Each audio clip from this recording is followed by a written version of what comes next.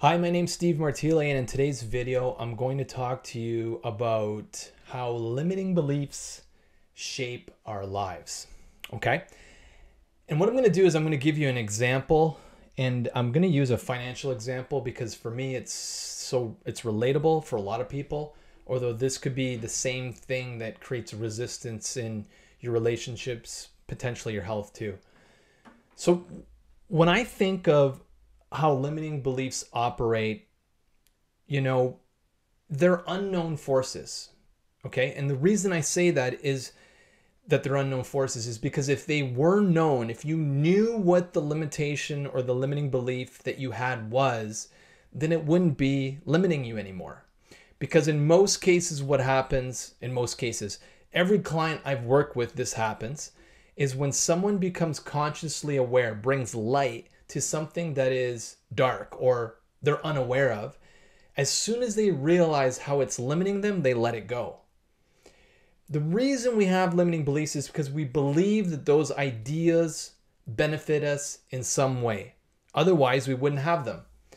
A lot of these ideas that we pick up and have that limit us are picked up from other people. They're picked up from our environment. They're picked up from when we're very young or from a friend or from a colleague.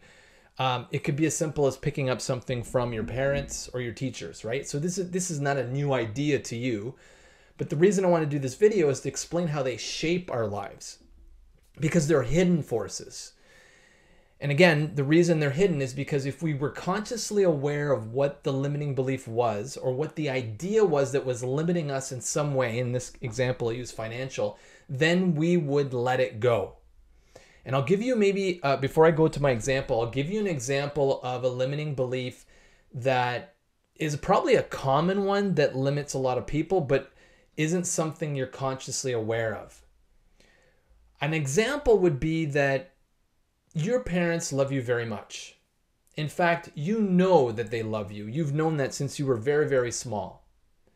What you're unconscious of is that because they love you so much, you will do things that limits your own potential and your own opportunity for expansion and ascension based on that love for your parents. And what I mean is, let's say you got a job in a foreign country or an opportunity, and you're like, I'm going to go to this job. And you have a conversation with your parents, and it doesn't matter if you're 19 or 49. You have that conversation, and let's say your mother speaks up and says, I don't think that's a good idea. And because they love you so much and they've taken care of you, you know they love you. They have your well-being at heart, your safety at heart. You listen to them and you comply with that directive. Even though your expansion, your bliss, your intention is to be in a foreign country, it would give you the most excitement, the most joy. You hold back yourself, you stop yourself from making that move to that foreign country because of something your parents said, because you believe that they have your best interests, because they love you and you know that they love you. But at the same time, there's this conflict inside of you because you want to move, you want to make the movement, but it goes against your better judgment. You stop yourself because you've given power to your parents' voice. That power, your parents' voice, is more important. That love, it's like if you were to defy them and go based on their better judgment, even though you know that they love you, if you were to go, it would defy them in some way, and then they wouldn't love you anymore, which isn't true.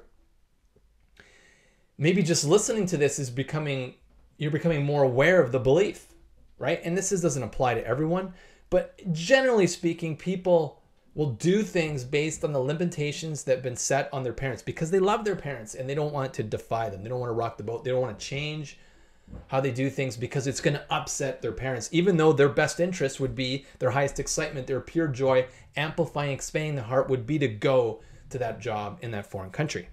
That's one example.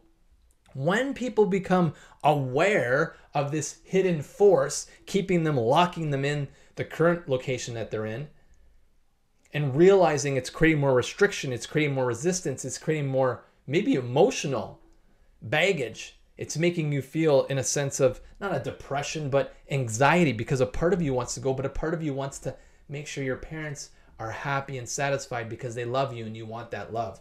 Or maybe because you don't want to defy them. You want to stay there. Another belief says your parents are like, yeah, you should go. You're like, I want to do the opposite of what my parents tell me to do. Again, which is a limiting belief because it could be always a war between what they say and what you want to do, and it's always two completely things. Now, it might be something that's honestly connected with authentically who you are, and you move forward with that. But this idea of like, you get a foreign opportunity in another country and you talk to your parents about it and your mother's like, or maybe it's your father, says, I don't think that's a good idea. And you're like, okay, I won't do it. When you know that that is the thing that is your highest excitement and would be the thing that would really open you up and change your life in a positive way.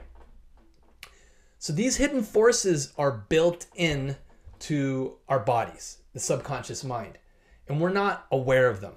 And these ideas like my parents love me, they know best, that type of idea is built into our bodies at a very, very young age just because we get affection. We get affection from our parents. They take care of us. They love us. We make it mean that. And we also make it mean if I do something that defies them, they're going to get angry. They're not going to love me, which is probably not true. That's the limiting belief. That's the hidden force. Now I'll give you a financial example. So let's say that, and I picked random numbers here, but I hope you can see these on the screen. I've got 100,000, right? Yearly income, $500,000, $1 million. Okay. 3 different income brackets. I'm calling the 100,000 resistance level 1. Some of you watching this might never make $100,000 in a single year. There's nothing wrong with that. I have no judgment. I'm just using it as an example. Resistance level 1. And this was me for a very long time. Resistance level 1. Only able to make, 120, 110, 130,000 a year. Resistance level 1. When I think back into the summer of last year, 2023, what I realized is that I had an idea that was limiting how much money I could make. And it's a very simple idea, but it was something I wasn't aware of. Again, if you shine a light on the limitation, on the belief, on the unknown force, what will happen is you will realize it doesn't benefit you and you will drop it. And as soon as you do, all of a sudden opportunities opened up. And that's what happened to me this past summer. I dropped the belief out of frustration. I dropped the idea, didn't even know it existed. It was an unknown force, had no idea. Once I realized it was interesting, when I was writing my second book, that's when I actually came to the realization. I was writing about it. I was teaching about it in the book, which is coming out later this year. I realized that, oh, this is actually creating a big issue in my life. So I dropped it in that moment. It doesn't take a long time. It doesn't have to take years of therapy. You can literally do it in that moment once you know what it is. Finding out what the limiting belief is the hardest part, because if you were aware of it, you'd drop it right now. And if you can relate in terms of inflation, and wage growth being low, and how making $100,000 a year, maybe even 10 years ago, is completely different than today, it doesn't go very far. You know it. I feel it. It doesn't go very far. So I let go of the idea. Once I knew what it was, like I said, the hardest part is to find out what it is. What's the hidden force? And it's usually a very simple idea. It's a way, it could be an identity you have. You see yourself in a certain way. You don't see yourself any other way. And you say, well, what if I want to make a change? You have to see yourself a different way to make that change. And that's what happened. So now you let go of that idea. Now you're in resistance level 2. Well, resistance level 2 has less limitation than resistance level 1, but there's still a limitation. And it's an idea that holds that limitation in place. It's an unspoken force. Why do I say unspoken force or a hidden force? Unspoken meaning when you speak it, when you say it, you become aware of it. And that's when you can drop it. It's unspoken because you can't even verbalize what the idea is. If you could, you would drop it. You would say, I don't know how many times I've been on a call with a client and we're having a conversation and they'll say to me, well, now that you say it like that, that doesn't make sense to me. And I was like, that's how you said it to me. It's the unspoken force, right? As soon as you verbalize what the belief is, it's like, oh. So one thing that you can do, and I'm going to encourage you to do at this end, at the end of this video, is to journal and become more aware. Because if you journal, become more aware. If you journal these hidden forces, you'll become more aware of them. As you write them, you shine a light on them, you become aware of them, you let them go. So just because someone moves from resistance level 1 to resistance level 2 doesn't mean they need to stop there. There's no karma. There's no spiritual contract or agreement that says you have to stop there. It's totally under your control. Just like the person who has a foreign opportunity in another country and their mother says, I don't think that's a good idea. And they stop themselves. They gave their power to their mother. The mother knows best. They gave it away. You gave away your power. Why would you do that? It's your choice. It's not up to them. It's up to you. So just because you get to resistance level 2 doesn't mean you need to stop. There's no outside force preventing you from moving forward. I did a session 3-4 months ago where the gentleman on the call said we were balancing his energetic centers, his chakras, which again, when the body is balanced, the subconscious is balanced. You're back to who you really are, your true authenticity. And so your highest excitement, your passion, your excitement for life becomes very obvious because you're balanced. You're not confused. You're very clear about what it is you need to do. So I'm working with this gentleman and we get to the base of the spine, the root chakra, it needs to be balanced. And I said, what's the sensation? And he goes, it feels like there's a demonic force of some kind. I was like, oh, okay. And I said, explain it a little further. And he says, well, it's like a demonic force, but it's like there's a tether to it, like a tether connected and it's going to somewhere. And I said, is it benefiting you in any way? This dark demonic force, this resistance you're feeling in the body. He said, no. I said, is any part of you want to keep it? He said, no. I said, great. Then let's let it go. And we did a process to let it go. And within a few minutes, it was gone. Now, I don't know if there was some external demonic force that was trapped in his body or not. But what I can tell you is it was very easy for him to let it go once he became aware of it. Again, I'm going back to the reason that we can let go of things is once we realize they don't make sense for us, we drop them. And that's what I'm saying is that because you're at resistance level 2 doesn't mean you can't go to resistance level 3 and beyond in this lifetime. You don't have to wait and do this lifetime over lifetime over lifetime. You can do it now. That's why you're here. It might be why you're here is to go through this process, to expand and ascend so that you can be a light for others. Okay? So, again, this whole thing about how limiting beliefs shape our lives, they create limitation. That's why I drew the arrows around each one of these women characters, each woman, I use the woman in this one, is because to show it's an unspoken force. It creates resistance, restriction, contraction.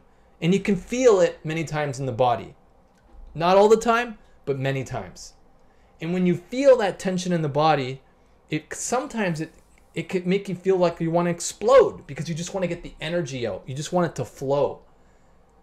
And the way to get that energy to flow is to shine a light on the unspoken force, that limiting belief. Because as soon as you see it for what it is, you will drop it. Why? Because you'll see, oh, this doesn't benefit me to where I want to go, to the direction, the journey I have, the route I'm taking. It's holding me back. We're holding ourselves back. No one else is holding us back. We are. We are holding ourselves back. I need that to be really, really clear that you've got to take responsibility for the things that you're doing to stop yourself from moving forward. It's not about someone outside of you. Well, it was her. Well, it was him. Well, my dad said, she said, my boss said, the government said. No, it's up to you. You're stopping yourself. You got to own that. Okay? I just want to mention this really quick. I just printed this out so you guys could see this. So I've got my book and the journal now available in the link below. You can buy them, check it out. They work kind of together. It's to help you manifest. It's to help you get clear, to get insight. Like I said, when you write stuff down, guess what happens? You become more aware. As you become more aware, you become clear on what's holding you back and what you really want. And this journal can help. Okay? That's the journal. If you want to check it out, I think it's $7 or $8. It's not that expensive. You can buy it at the link below. If you already have the book, awesome. If you want another copy of this book for free, my book for free, a paperback copy, leave me a positive, or it doesn't even have to be a positive review. Leave me an honest review on Amazon on this book, and I'll mail you directly to your house a paperback copy for free. If you want to give it to someone else, you can. I'm looking for an honest review, not a positive review. Okay? And if you're interested in that, you can email me or let me know in the comments, and we'll coordinate that so I can get you that free copy of the book. And then, like I said, if you want the journal as well, it's a weekly journal. You do it weekly. It works with the book. It helps you get clear on your intentions and what you do want versus what you don't want. Okay? Play with it. Try it. I think you'll get a lot out of it. One of the women, or one of my clients that I've worked with, helped me create the journal. So it was created by the community. I mean, it was co-created. And that's the energy of this, I would say 2024 and beyond is very much of collaboration.